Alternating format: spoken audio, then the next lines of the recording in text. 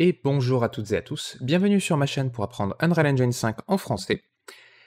Aujourd'hui on se retrouve pour un petit tutoriel un petit peu particulier. Avant tout, je tiens à m'excuser pour la vidéo ExeRPG qui devait sortir à la base aujourd'hui. Malheureusement j'ai eu un problème avec le montage de la vidéo et comme vous le savez, je pars bientôt en vacances. Du coup je n'ai pas le temps de la retourner entièrement. Donc elle sera reportée à plus tard. Mais ne vous inquiétez pas, la série continue, c'est juste un problème avec le rush. Du coup, je vous ai rapidement fait ce petit tutoriel qui peut être sympathique.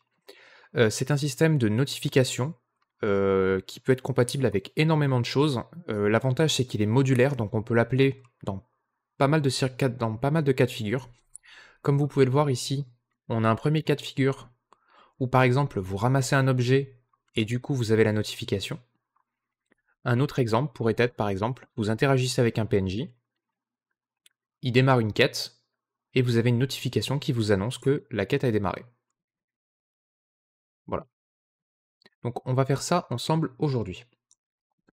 La seule chose dont vous avez besoin pour suivre ce tutoriel, c'est d'un système d'interaction. Donc soit vous en avez déjà un, et dans ce cas-là, il suffira juste d'intégrer ce qu'on va faire là dans votre système. Sinon, il y a un tutoriel sur la chaîne sur comment créer le même système que celui qui est utilisé ici. Ou alors, dernière option, c'est ce que j'ai fait moi ici. Je suis parti du template Third Person que je vous ai créé, qui est disponible sur mon Gumroad pour 5 €. Donc si jamais vous voulez partir de celui-ci, c'est ce qu'on va faire ici. Mais vous pouvez partir de n'importe quoi. Donc si vous êtes prêts, on est parti. Ok. Donc quand vous atterrissez dans le template, ça ressemble à ça. Donc vous avez le système d'interaction, vous avez un interactable de démonstration qui est ici, et c'est tout. Donc ce qu'on va faire, c'est qu'on va aller dans Core, ici. On va faire un clic droit, New Folder, et on va l'appeler Notification System. On va lui mettre une couleur, voilà. Et dedans, on va juste faire un sous-dossier UI. Et on va commencer par créer un User Interface Widget Blueprint, User Widget, qu'on va appeler WBP underscore Notification. Save all. Hop.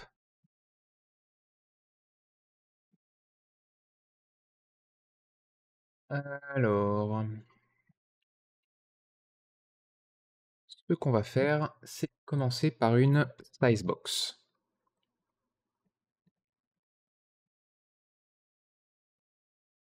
Cette Sizebox, on va lui mettre une width et une height, et on va mettre 350 en largeur pour 45 en hauteur. Et ici, au lieu de fill screen, on va passer en desired. Voilà. À l'intérieur, on va mettre une border. Ça va juste nous permettre de donner un fond à notre notification. Dans Brush Color, ici, on va se mettre en noir à 0.6 de transparence. Voilà, comme ça, ce ne sera pas complètement noir. Ça reste propre, et c'est pas mal. Sachant que, une chose que vous pouvez faire aussi, on va voir ça après, c'est dans l'event construct, créer une variable pour la couleur, et par exemple, vous pourriez, en fonction du type de notification que vous allez afficher, modifier la couleur du background. C'est possible aussi. Donc, là-dedans, on va mettre une horizontal box.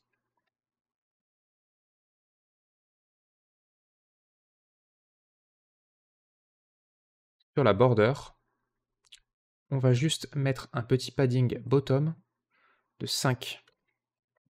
Ça nous permettra d'avoir un écart entre deux notifications. Dans l'horizontal box,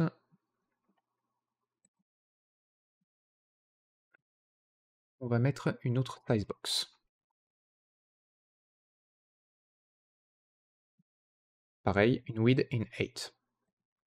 On va mettre 32 et 32. Et là-dedans, on va mettre une image qu'on va appeler notification icon. Donc vous l'avez vu, hein, moi sur mon truc de démonstration, je ne l'ai pas fait, mais sachez que vous pouvez utiliser la notification.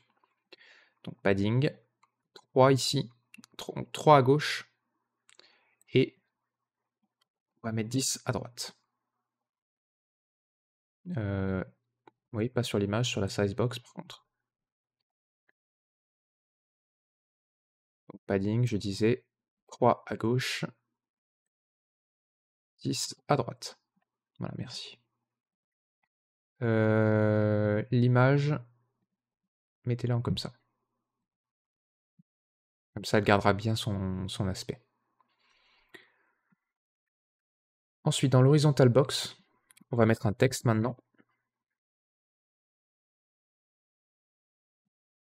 Qu'on va appeler notification text.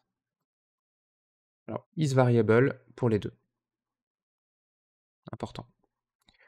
Alors, la seule chose, c'est que le texte, j'ai baissé un peu la police. Déjà, je suis pas en bold, je suis en régular. Et j'ai mis 18, ça suffit largement.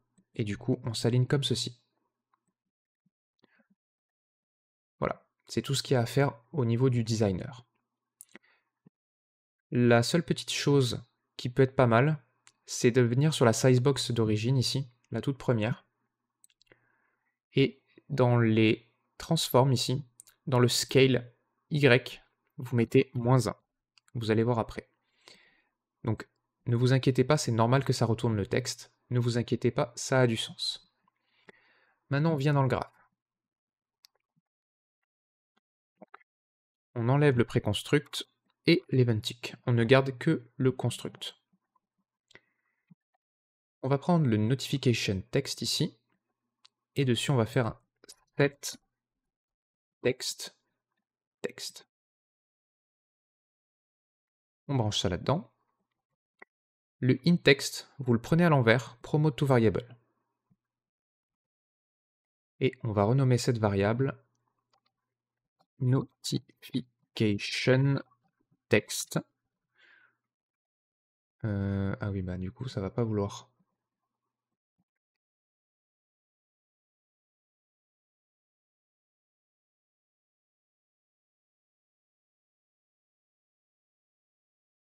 Alors, on va faire mieux que ça. Le notification text du designer, on va pas le noter comme ça. On va mettre txt notification. Et pour l'icône, on va mettre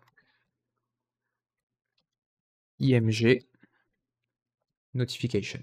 Comme ça, il n'y aura pas de conflit de variables et ça passe. Du coup, on revient ici et lui, on peut l'appeler notification text. Voilà. Important, cette variable instance editable expose on spawn. On va faire pareil, enfin, on va faire deux choses avec l'img notification. Le premier, c'est faire un set visibility. Pourquoi je fais ça? Parce qu'il peut y avoir des cas, comme j'ai fait moi par exemple, où vous n'avez pas l'icône, ou carrément vous ne voulez pas qu'on voit l'icône. Donc ce que j'ai fait, c'est que j'ai fait ça. Depuis le invisibility ici, vous faites un select en tirant à l'envers. Et ce que j'ai fait, c'est que j'ai créé une variable booléenne ici, qui s'appelle asIcon, qui est pareil, instance editable expose on spawn, compile, save. C'est normal, vous le glissez ici, et vous le branchez là-dedans. Plus d'erreur.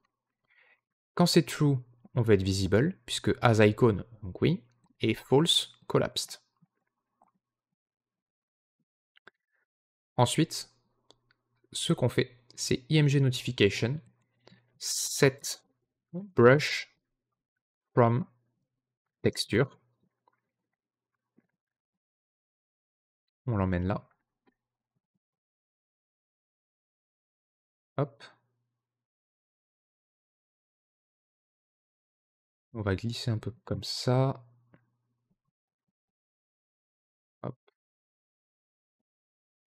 Ok, ça vous le tirez à l'envers, promote to variable, et on va l'appeler notification icon. Compile, save. Pareil, instance editable, expose on spawn. Compile.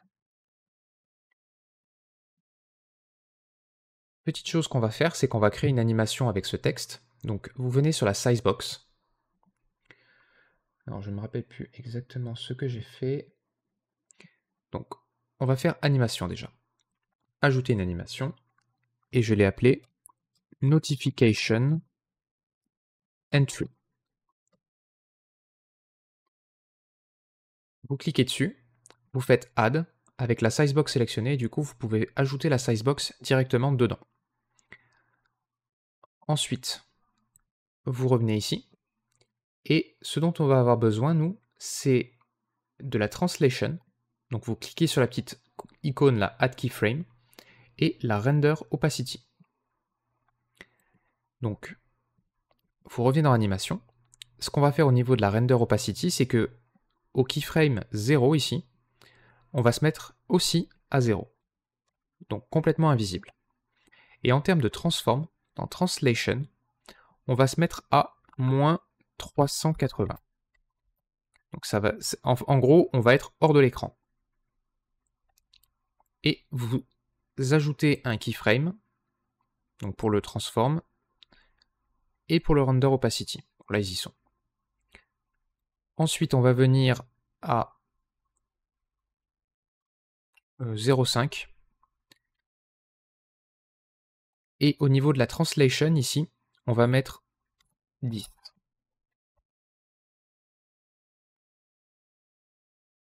On va venir à 0,75. Et dans X, on va se mettre à 0. Et render opacity à 1. En gros, ce que ça va faire en termes d'animation, c'est ça.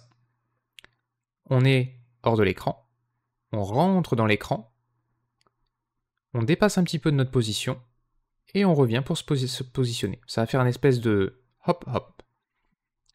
Ça fait genre petit effet coup de frein. Compile, save. Maintenant dans le graphe, vous avez l'animation qui est apparue ici. Donc vous la prenez, notification.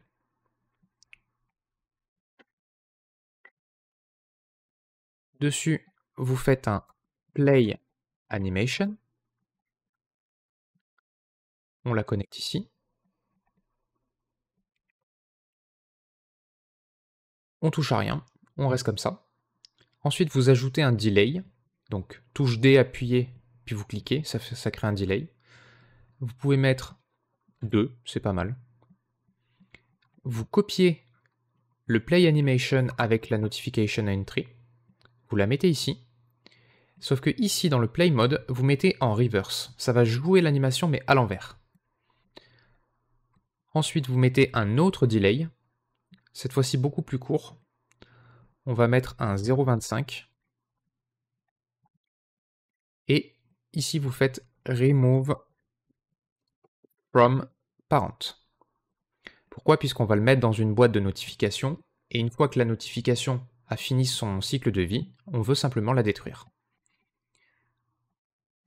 Je dézoome un petit peu si vous voulez avoir le global de la fonction. La voici. Donc si c'est bon pour vous, on va attaquer le HUD. C'est parti. Ok. Donc depuis le dossier content à la racine, clic droit, new folder, UI. Donc lui aussi on va lui mettre une couleur. Et dedans, user interface widget blueprint, WBP, HUD. On l'ouvre. Un canvas panel. On va se mettre en résolution 4K. Comme d'hab. Et la seule chose qu'on va faire, c'est ajouter une vertical box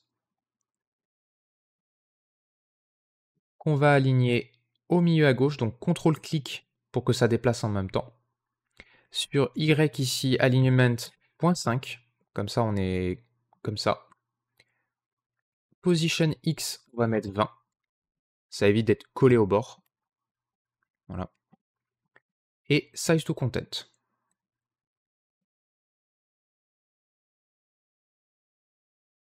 IsVariable. Et on va l'appeler VB Notification Box. Petite subtilité ici, dans le scale, vous allez faire -1 également.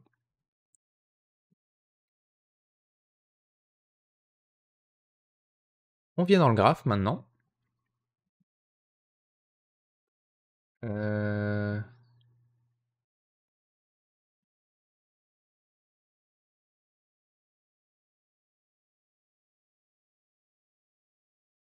Alors non. Avant, on va avoir besoin de créer une interface. Oui, parce que comme vous le savez, je n'aime pas les castes, donc on va s'en passer. Vous allez faire un clic droit, Blueprint, Blueprint Interface, et on va l'appeler BPI underscore Notification. C'est ça qui va nous permettre de l'appeler de n'importe où. Vous l'ouvrez, et là-dedans, il y a une seule fonction à créer. On va l'appeler Send Notification.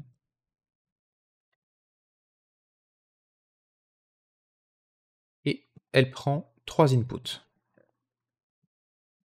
Le premier, c'est le Notification Text, de type texte. Le second, c'est as icon, de type booléen. Et la dernière, notification icon, de type texture 2D.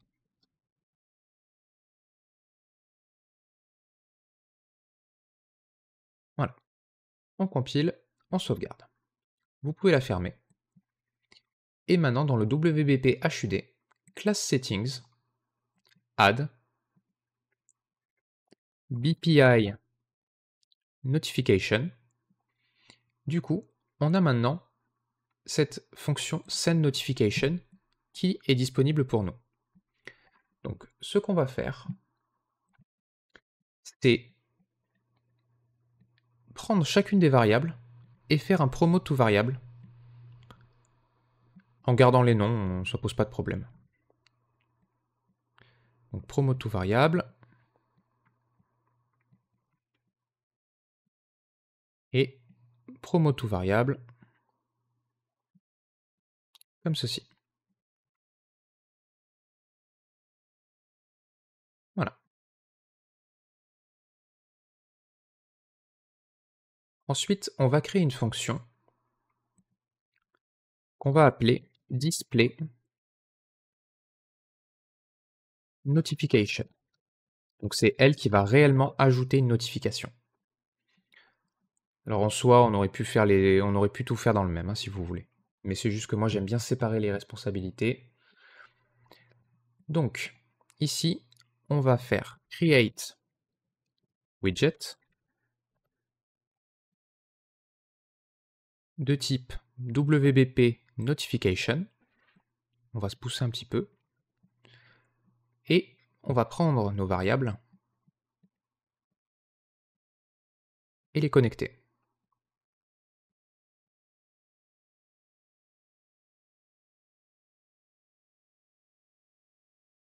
Donc là, si vous ne voyez pas ces variables, c'est que dans le WBP Notification Widget, donc dans le WBP Notification, pardon, vous avez oublié de les mettre Instance Editable Expose on Spawn. Du coup, on va prendre la Vertical Box Notification et dessus, on va faire un Add Child to Vertical Box. On se connecte ici.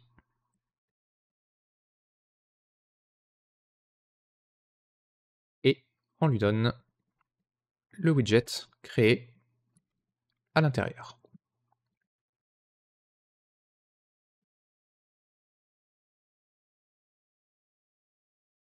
Voilà, c'est tout pour la fonction.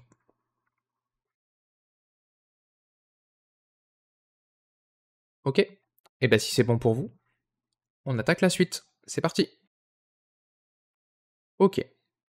Donc, pour pouvoir avancer, on va devoir modifier légèrement la fonction d'interaction. Donc, peu importe que vous ayez le template ou que vous ayez suivi le tutoriel que je vous ai fait sur la chaîne YouTube, les deux utilisent le même système, donc ils se ressemblent énormément. Donc, vous venez dans Core, Interaction, AC Interaction. C'est notre composant d'interaction, donc vous, il est probablement dans votre caractère. Et vous venez dans la fonction Try Interact ici. Et en fait, sur les fonctions... alors, oui, avant, Core, Interfaces, vous ouvrez le BPI Interact. Il faut qu'on modifie les trois fonctions qui sont ici. Au niveau de l'interactor, on ne veut pas un actor, puisqu'on sait que ça va être notre caractère, donc on fait BP, pardon. Alors moi il s'appelle base character, donc vous mettez le nom de votre... vous mettez la classe de votre personnage. Donc BP base character et BP base character. Voilà, c'est tout bon pour la BPI, on peut la fermer, et dans l'AC interaction, du coup, on a plein d'erreurs, c'est normal. Ce que vous allez faire, c'est que vous allez supprimer les get owner ici. L'interactor ici, vous allez le tirer à l'envers. Promote to variable. Et on va l'appeler character ref.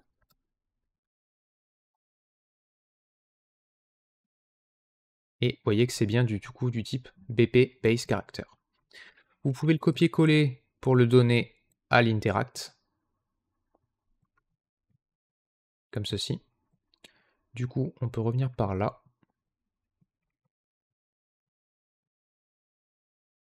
Voilà. Et ça, on peut ramener par ici. Ok. Donc ça, c'est bon, le reste, il n'y a rien à toucher. Par contre, le caractère ref, ici, vous allez le mettre instance editable, expose on spawn. Compile, save.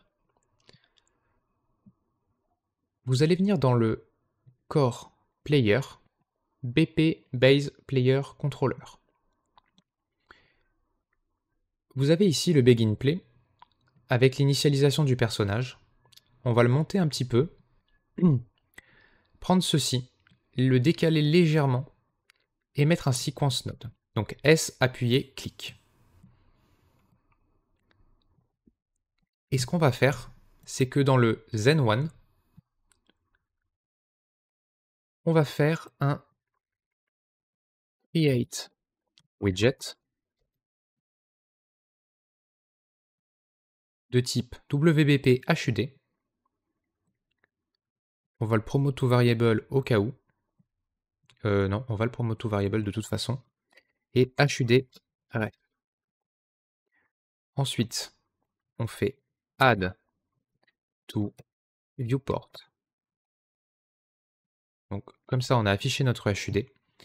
Et ce qu'on va faire, c'est qu'on va prendre le pin de sortie de la variable ici, et on va faire set caractère. Comment je l'ai appelé?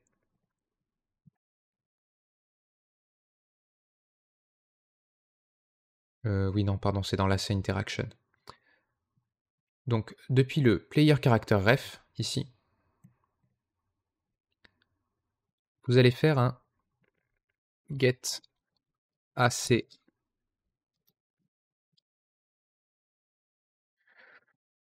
Ouais. Alors, set interaction, get interaction, et du coup, il est là. Et dessus, faire un set HUD. Mais c'est pas possible, il va me fatiguer longtemps, là. Oui, mais parce que c'est character ref. Set character ref.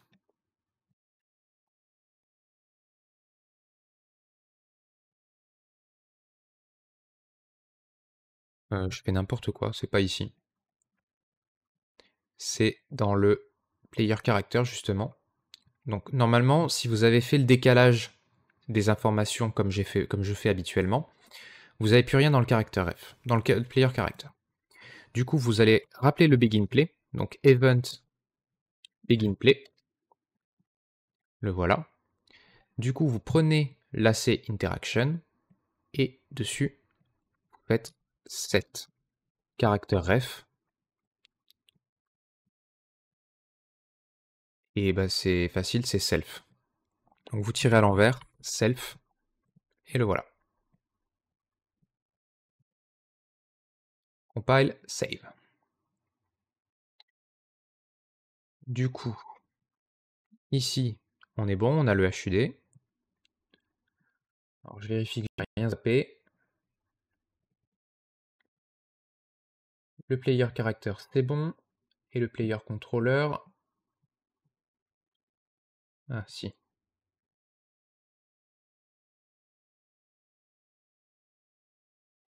Ouais. Alors, dans le player character, ici, vous allez ajouter une nouvelle variable, HUD ref, parce qu'on en aura besoin. Du coup, vous faites un WBP underscore HUD. Object reference.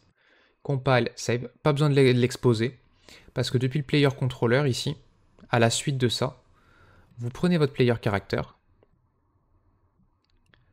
set HUD ref,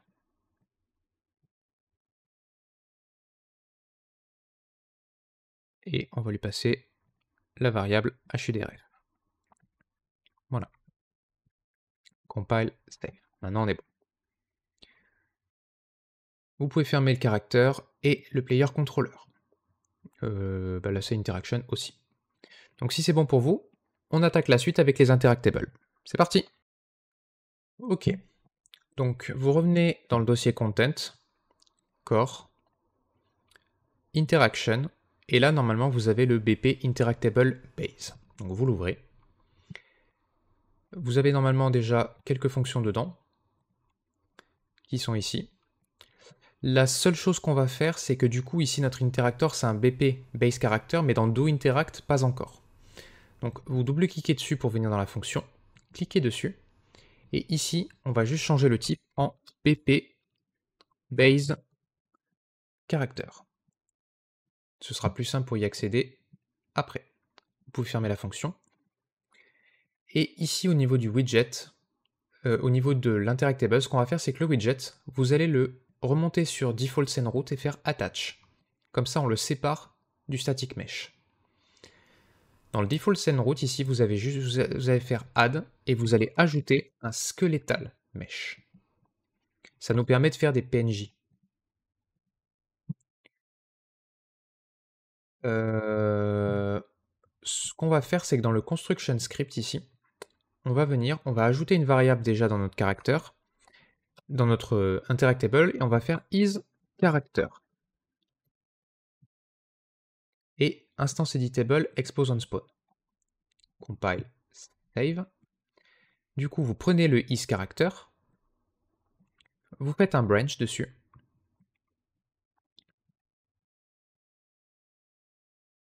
Et quand c'est true, on va s'occuper de prendre le static mesh et set visibility à false. Donc pour ça, vous cochez pas. Juste vous cochez rien.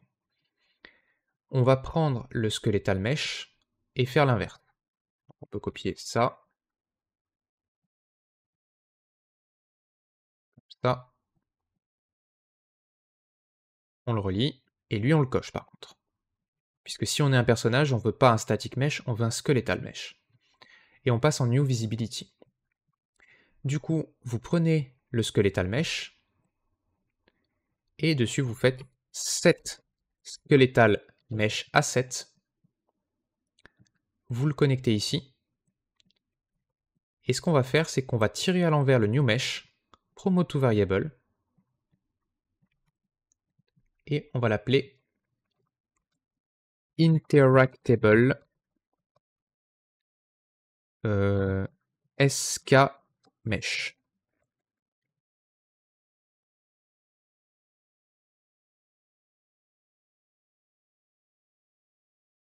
Voilà. Ensuite, vous copiez-collez ces deux lignes, enfin ces deux blocs, en dessous. Dans le false, on va faire l'inverse. Donc vous cochez celui-ci, vous décochez celui-là. Vous reprenez le static mesh, cette fois-ci, donc le SM mesh.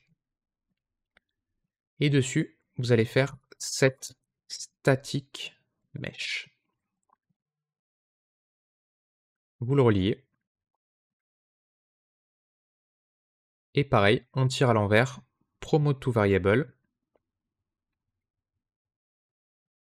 Et celui-là, on va l'appeler SM, pardon, interactable SM mesh.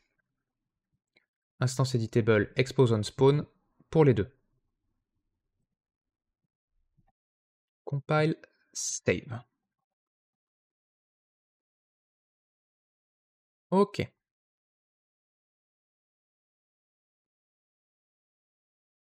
On est pas mal. Du coup, on revient ici.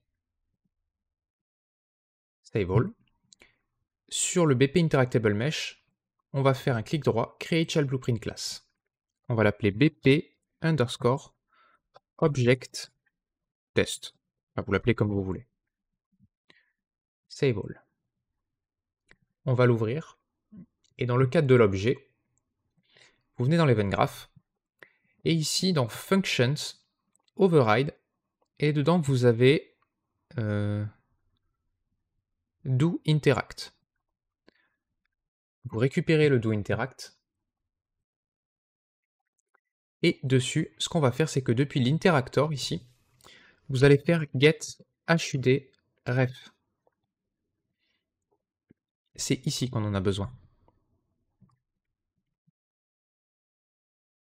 Et dessus, on va appeler send notification message.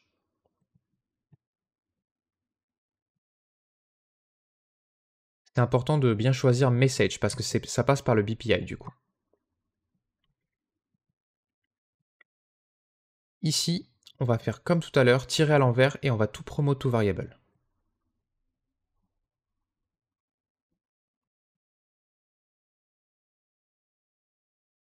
Voilà.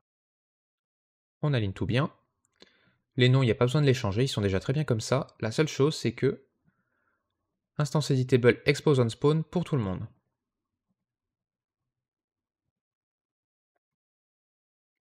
Et on va juste créer une catégorie spécifique settings. Et vous pouvez mettre les 3 dedans.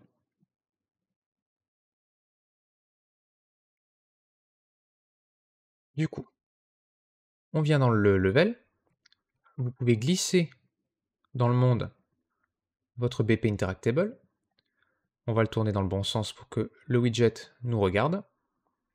Et dans le Interactable SM Mesh ici, on va mettre un chamfer cube. On va remonter ça au-dessus du sol. Et vous voyez que ici, les specific settings, ils sont là. Donc as icon, je vais le laisser false parce que je n'ai pas d'icône pour la démonstration. Donc si vous en avez, vous cochez et vous mettez votre icône. Sinon, vous laissez vide comme moi. Et dans notification text, on va mettre white cube collected. D'ailleurs, ce qu'on peut faire dans l'object test ici, c'est faire un destroy actor après.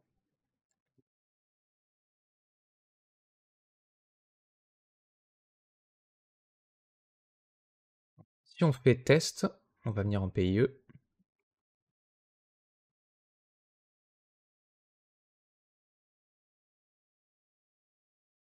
Donc pour l'instant, ça le ramasse bien, mais on n'a pas la scène notification. On va regarder après pourquoi. Ah bah je crois que je sais. Oui. Dans le WBP HUD, j'ai oublié de l'appeler. Donc ça, c'est l'event qui est reçu par la BPI qu'on vient de mettre en place. Sauf que on set les variables, mais on fait rien après. Donc la seule chose à faire, c'est appeler display notification juste après. C'est tout, en fin de chaîne. Du coup maintenant,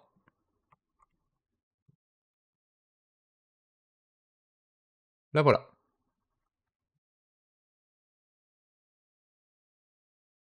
Ce que vous allez faire, c'est que vous allez dupliquer ce, ce BP, Object Test, et on va l'appeler NPC, c'est PNJ en anglais, NPC Test, vous l'ouvrez. Ce qu'on peut faire, c'est venir dans le viewport, quoique non, on va pas le voir.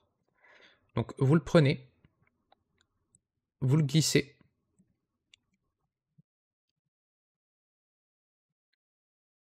on pivote, et isCharacter true, skmesh, on va mettre le mani, que voici. Ah oui, alors dans BP NPC test, non, interactable base, ce que vous allez faire sur le skeletal mesh, dans rotation ici, vous allez mettre moins 90. Et regardez, il est dans le bon sens. Compile, save. Dans le NPC test, ce que vous allez faire, c'est prendre le widget ici, et vous allez le monter pour que la location ici soit au-dessus de 180. Donc moi je mets 210 en général. Voilà. Parce qu'en gros le mannequin fait 1m80. Donc du coup, ça permet d'avoir le texte bien au-dessus de lui. Dans la notification text ici, on va mettre vendeur,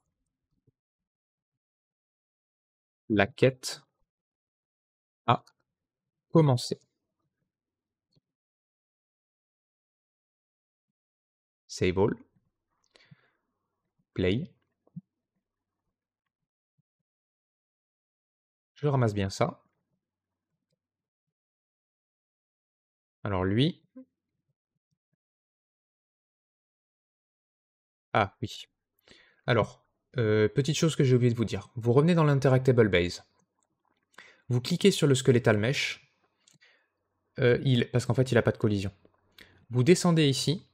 Vous passez en custom. Et surtout, vous faites bien en sorte que interact soit coché. Vous refaites play. Et maintenant, ça c'est bon. Pourquoi je passe à travers?